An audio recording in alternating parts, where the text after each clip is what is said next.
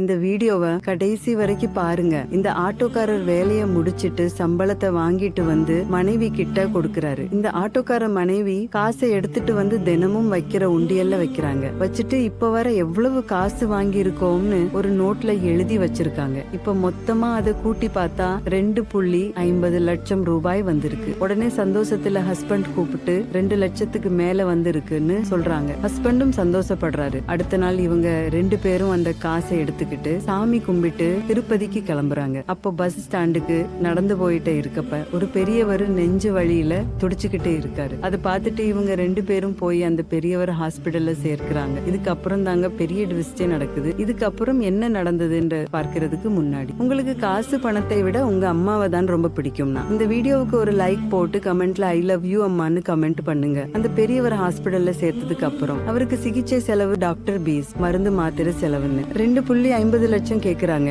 இவங்களும் என்ன பண்றதுன்னு தெரியாம இவ்வளவு வருஷமா கஷ்டப்பட்டு சேர்த்து வச்சிருந்த மொத்த பணத்தையும் யாருன்னே தெரியாத ஒரு பெரியவருக்கு செலவு பண்ணிடுறாங்க. அப்புறம் இவங்க ஆசைப்பட்ட மாதிரி கோவிலுக்கு போக முடியாம வீட்டுக்கு வந்துடுறாங்க. அடுத்த நாள் ஹஸ்பண்ட் நியூஸ் பேப்பரை எடுத்து பாக்குறாரு. அதுல அவங்க வாங்கின லாட்டரி சீட்டுல 1 கோடி விழுந்திருக்கு. அதை பார்த்த உடனே இவங்களாலேயே அதை நம்ப முடியல. இதுல இருந்து என்ன தெரியுதுன்னா, நம்ம சம்பாதிக்கிறது நம்மளே வச்சுக்காம மத்தவங்களுக்கும் கொடுத்து உதவினால் அந்த கடவுள் எப்பவுமே நம்ம கூடவே இருப்பாரு. இந்த ஹஸ்பண்டும் மனைவியும் செஞ்ச செயல் உங்களுக்கு பிடிச்சிருந்தா இந்த வீடியோவுக்கு ஒரு லைக் போட்டு கமெண்ட்ல சூப்பர்னு கமெண்ட் பண்ணுங்க.